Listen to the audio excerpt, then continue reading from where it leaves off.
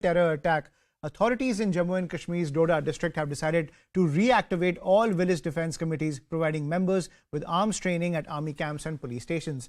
Now, members of the village defense committees have started patrolling villages in order to help the security forces hunt down the terrorists. Remember, the terrorists behind the Rajouri attacks have still not been neutralized. Now, the Rashtriya Rifles unit based in Bhadarwah is training the VDC members in guerrilla warfare. Police officers are monitoring them to remain vigilant around the clock to tackle terrorists. Remember, the spread of terror has only expanded in the Rajouri Poonch area. Now, this comes in the wake of those twin terror attacks in Rajouri's Dangri village, in which 7 people, including 2 children, were killed and 11 others were injured.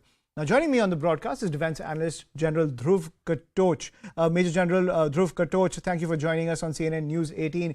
Now, give us an overview of the constraints of the security infrastructure in areas like Poonch and Rajouri, which makes the rebooting of these village defence panels extremely essential when it comes to tackling terror.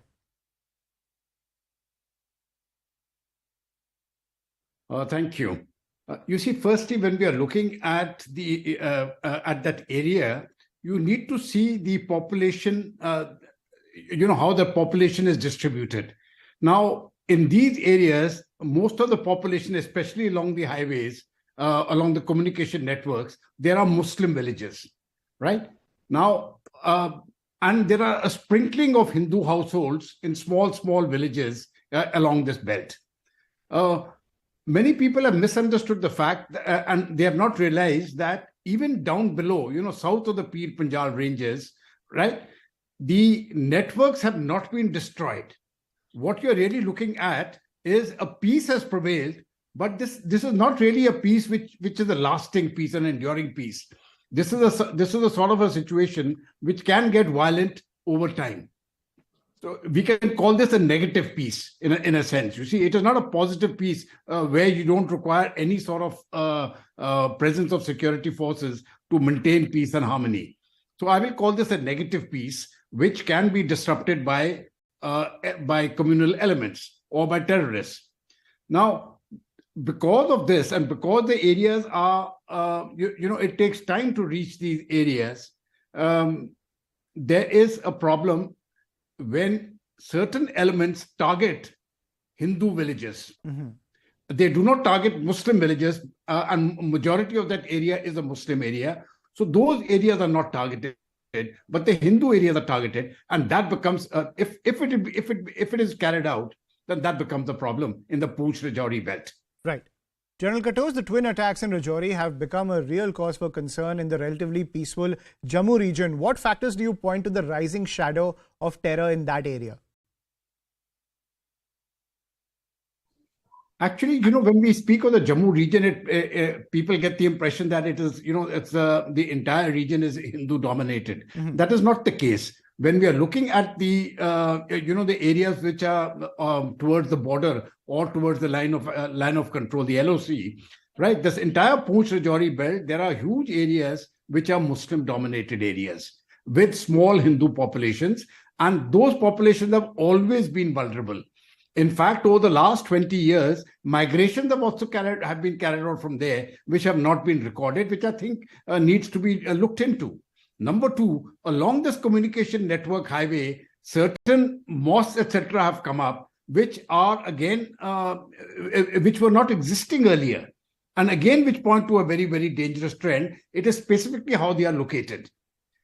Third thing which I want to tell you is, the history of the VDCs, why it started. Mm-hmm. It started sometime in 2004, 2005.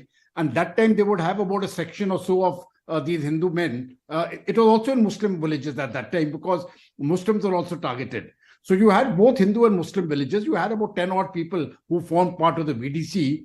And there was a police presence also of about a section strength. Now, gradually, the police presence started being reduced, but we used to have the SPOs, the special police officers. Right. And when peace started prevailing from 2012 onwards, the interest in the VDCs actually went away. Now, the second thing which has happened is that the presence of the Rashtriya Rifles in that area has also been reduced to what used to be existing earlier. Mm-hmm. Now, the earlier concept used to be that wherever there was a VDCs, where the VDCs were there, there used to be some sort of an army location within 2 to 3 kilometers or 4 kilometers. And the job of these people was simply to keep the terrorists at bay for a small period of time.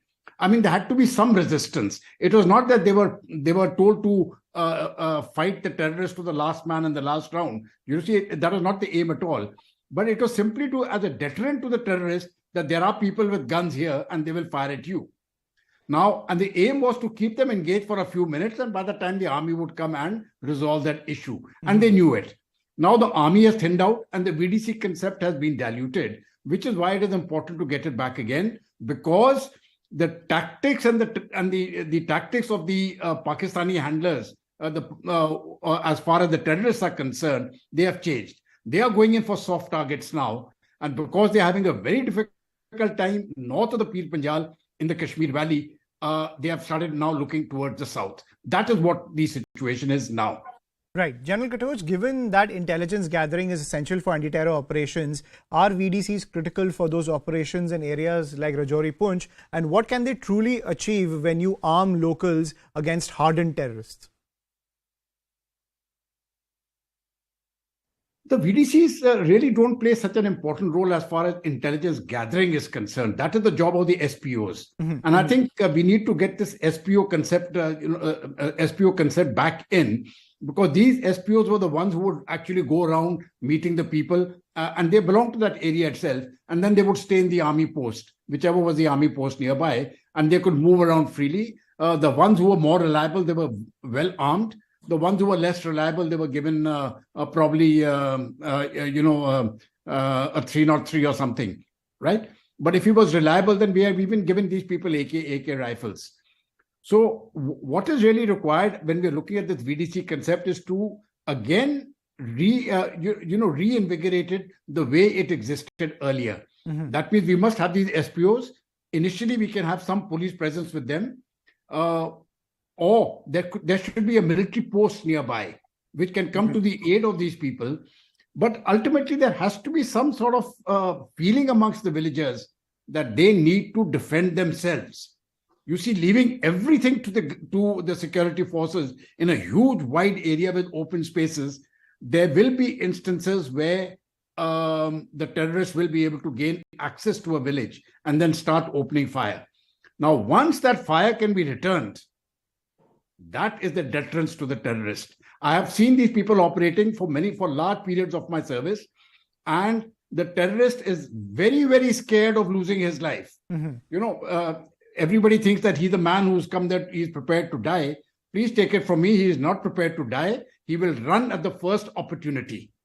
So none of them are prepared to die. The suicide bombers are different because they have been indoctrinated and intoxicated. They take drugs.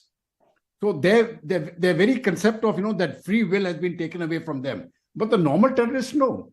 So they are very, very careful. They will lob a grenade and then they will run. They're not even interested to see whether the grenade has been lobbed correctly. Now, that is actually the modus operandi. So now when they find that there is resistance, that is a deterrent. So this the Village Defense Committee, the VDC concept, I think it needs to be brought back again in strength. It died away because nothing was really happening south of the Pir Panjal. And then the Kashmir government had to pay some money to these fellows. And I think they wanted to scrimp on funds. So gradually the system just collapsed or just died away. It was not done away with, to be very frank. It has just sort of, nobody paid attention to it. So it has died away. Right. And my final question, General Katoch, how do you react to the Valley politicians who say that the government is flooding the region with arms by arming village defense committees, which would only help the terrorists themselves? Well, as far as I'm concerned, both the Abdullah clan and his party and the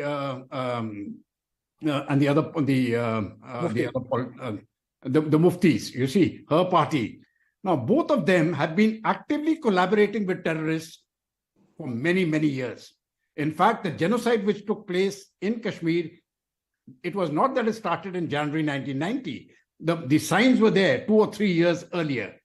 And it was Farooq Abdullah who himself gave legitimacy to what was happening. He closed his eyes. So these people are responsible for the genocide.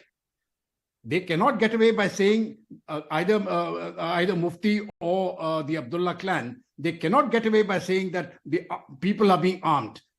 Now what is happening is that the people are being asked to defend themselves against the terrorists. And that is something which I think the Abdullahs and the Muftis do not like. So a clear message must go across to them also that you are part of a different organization. They have been soft separatists all along. They have fought the Indian state. They have been singing a different narrative when they come to Delhi and a different narrative when they go to Srinagar. For a very long time, despite being out of the chair, they still held on to their bungalows, like petty thieves, I will say. Mm-hmm. So they have got no moral right to preach to anybody, least of all to the people who want to defend themselves and defend their lives against the terrorists whom Mr. Abdullah and Mufti are supporting. Right. Thank you, General Katoch, for sharing your perspective on the rebooting of the VDCs in the Jammu region in the wake of the Rajouri terror attack. Before we leave,